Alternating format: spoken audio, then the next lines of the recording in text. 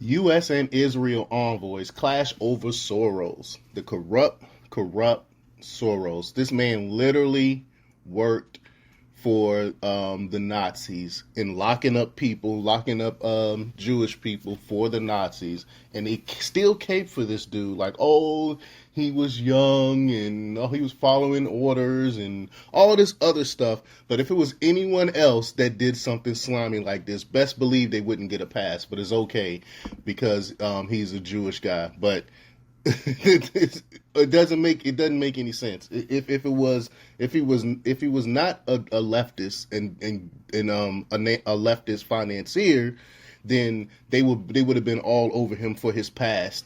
But before we get started, go ahead and hit that like button, share this out so we can get this information out there. Subscribe if you're not already a subscriber, and hit that alarm bell so you know when I'm putting out new stuff. Also, check out my link tree in the description. It has a link to my Patreon where I talk about things I can't talk about here. There's also a link to my Instagram and my merch store. And check out jjthepsychotherapist.com as well for the latest in news. All right, let's talk about this news. This stuff is crazy because Washington thinks criticizing the financier is anti-Semitic, while the Israel government thinks supporting him is anti-Semitic. The U.S. and Israel anti-Semitism envoys have taken opposing positions on whether supporters or critics of Jewish financier George Soros is anti-Semitic. The argument kicked off when Twitter CEO Musk compared Soros to a cartoon supervillain, and I 1000% agree with that. In a tweet on Monday, Musk said that Soros reminds him of Magneto, a mutant supremacist scientist from Marvel's X-Men universe, when a commentator pointed out that Magneto was depicted like Soros as a Holocaust survivor and that both have, quote, good intentions. Musk doubled down. Like, how can you be part of the Nazi party and have good intentions? Those two things don't equate. But, quote, you assume there are good intentions, he wrote. They are not. He wants to erode the very fabric of civilization. Soros hates humanity. And, I mean, I can't agree anymore with Elon Musk. I totally agree with that statement. That's exactly what he's trying to do. Why else would you want open borders to flood in people and to destroy this economy? Why would you want these lackadaisy prosecutors put in power to let criminals out on the street? The only conclusion one can come is that you want to try to destroy the system.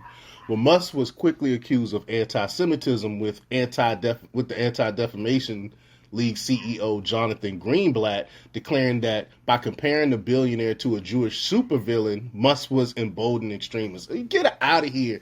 Whenever you criticize them, they always come out and try to call you racist and anti-Semite and all these other terms to try to stop you from speaking your truth. But the Israeli government disagreed. So this is the exact. So Israel disagreed with that. Quote, the Israeli government and the vast majority of Israeli citizens see Elon Musk as an amazing entrepreneur and role model. The Diaspora Affairs Ministry, Amichai Cheekly, tweeted on Thursday, adding that, quote, criticism of Soros, who finances the most hostile organizations to the Jewish people and the state of Israel, is anything but anti-Semitism. Quite the opposite. So this is coming from people from Israel, basically saying that it's okay to criticize George Soros. It's not anti-Semitism because he's destroying us too. Soros has donated more than $32 billion to liberal political causes through his Open Society Foundation's NGO, and was the largest donor in last year's midterm elections in the U.S., gifting $128 million to Democratic Party candidates and organizations.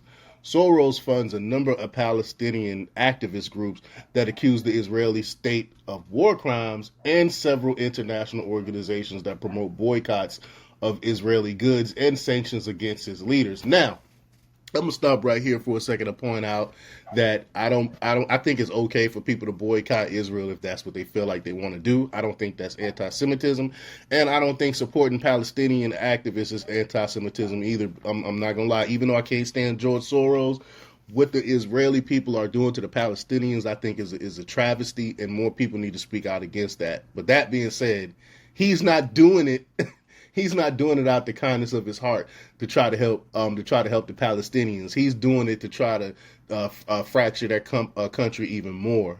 But quote, irrespective of how one feels about George Soros, politics, or policies, it is entirely disingenuous to deny that many ad hominem attacks on him rely on classic anti-Semitic tropes and rhetoric. U.S. Special Envoy to Monitor and Combat Anti-Semitism, Deborah Lipstadt, tweeted on Friday. I mean, they have so many representatives. It's wild. But, quote, in bygone eras, we gotta say in bygone eras. I'm sorry. In bygone eras, the anti-Semites invoked the Rothschild family to advance their conspiracies about Jews. Today, they use Soros to do so, she declared. It's just ridiculous that you can't even criticize someone for their behavior and policies. But neither Soros nor the Open Society Foundations have responded to Musk's comments. Asked on Tuesday whether he was worried his controversial tweets would drive advertisers away from Twitter, Musk told CNBC, quote, I don't care. I'll say what I want to say. And if the consequences are losing money, so be it. So I love that. At least he's not afraid to hold his tongue. I might not agree with Elon on everything, but at least he's for free speech and speaking his truth. But let me know what you think. Leave your comments down below. Like, share, and subscribe. And check out jjthepsychotherapist.com for the latest in news. Until next time, peace.